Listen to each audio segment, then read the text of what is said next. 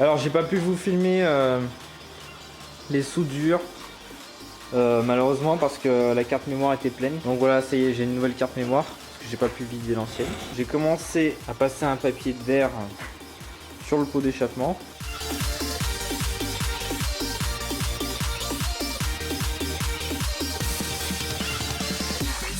Donc le guide chaîne qu'on pouvait pas installer parce que les pattes étaient pliées. Des soudures ont été refaites. Donc voilà. Bon, c'est pas encore super propre parce qu'il y a le perçage à faire, la peinture à refaire pour le bras oxyant et le cadre. Pour ce qui est du cadre, donc les pattes de fixation du mètre-cylindre arrière étaient cassées. Donc elles ont été refaites tout simplement, bien propres. Manque plus que la peinture, le ponçage du cadre, l'après, peinture, vernis, enfin voilà la totale quoi. Du new matériel, donc on a 1 litre d'acétone, un chiffon, une bombe motype d'après, donc primeur noir, de la peinture noire satinée. Pour le pot d'échappement, c'est de la peinture de poêle, haute température, 900 degrés max, donc elle est plus résistante, en noir mat. Pour les pièces mécaniques, donc ça c'est génial, un cutter, du scotch pour masquer les pièces qu'il faut pas peindre, comme les filetage, etc. Des feuilles du papier de verre en grain 400, du grain 400. Voilà, c'est ce qui est conseillé d'utiliser, donc le grain 400 pour rayer la peinture avant de peindre et mettre de l'après. Donc là j'ai fait un petit plan. Ouais, bon, je suis pas un dessinateur non plus, mais c'est en gros c'est un petit plan pour me faire repérer toutes les vis. Donc je les ai numérotées, toutes les vis du cadre avec les agrafes, et je les ai mis dans des petits sachets, dans un gros sachet. Donc comme ça, bah voilà, je sais que le numéro 15 c'est un morceau qui va là. Enfin voilà quoi. Donc tout ça est dans un sachet bien rangé. Comme ça au remontage, bah, j'aurais pas besoin de chercher en fait. Donc voilà, on se retrouve à l'intérieur. Donc je sais pas si je vous avais montré les nouvelles pattes de fixation du cache-chaîne qui ont été refaites par mon père qui a soudé à la brasure. Donc un grand merci à lui parce que sans lui j'aurais pas pu faire ça. Une première couche d'après a été mise. Donc on voit un peu encore les défauts, mais là c'est juste la couche d'après, une seule couche. Voilà, ça rend déjà pas trop mal on va dire, même si on voit encore les défauts. Mais une fois la peinture mise, je pense que ça ira nickel. Donc là qu'est-ce que je vais faire? Je vais poncer le cadre, je vais le redégraisser à l'acétone, bien le nettoyer pour que le cadre soit propre, que la peinture soit lisse, pas trop non plus, il faut que la peinture accroche. Une fois que le cadre sera bien nettoyé, on va commencer à mettre de l'après. Et quand l'après sera sec, et qu'on aura mis le nombre de couches nécessaires, donc je sais pas encore si ça sera 2 ou 3 couches. Mais l'après c'est vraiment pour les endroits où le cadre, c'est vraiment le cadre nu quoi. C'est-à-dire qu'il n'y a plus de peinture, que le cadre a été rayé, ou que c'est vraiment l'acier en dessous qui est à nu quoi. Alors vous voyez, avant le ponçage, et maintenant je vais vous montrer après le ponçage.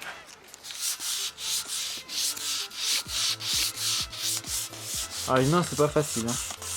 Mais voilà, je mets même pas de force pour l'instant. Vous voyez. Et là la peinture est bien lisse comme il faut. Et je vais faire ça partout sur le cadre.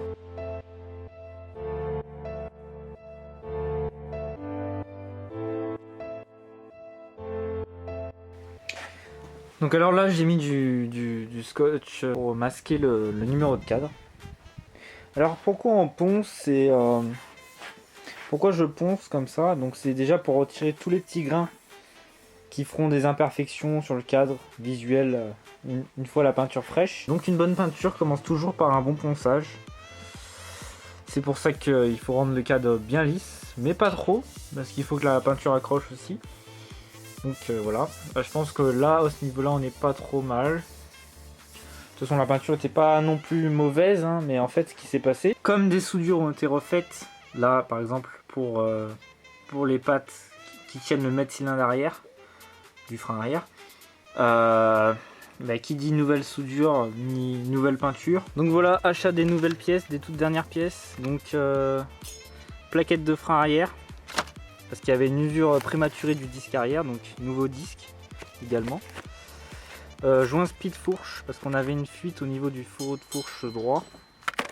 Donc qui dit changement de joint speed dit changement d'huile de fourche aussi. Et on a un joint de pompe à eau enfin. Donc voilà, on a toutes les pièces, c'est parti.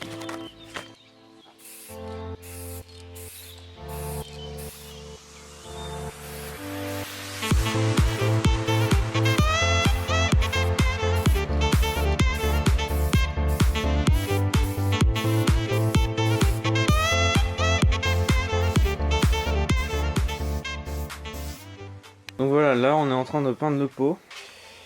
Donc voilà le cadre, bien peint. Le silencieux du pot d'échappement a été peint. Il manque plus que les fourreaux. Les têtes fourche inférieures ont été peints. La tête fourche inférieure avec la colonne de direction. Le bras oscillant, c'est peint. Moi je vérifie le faisceau électrique pour pouvoir le remettre sur la moto, parce que là c'est le début du remontage.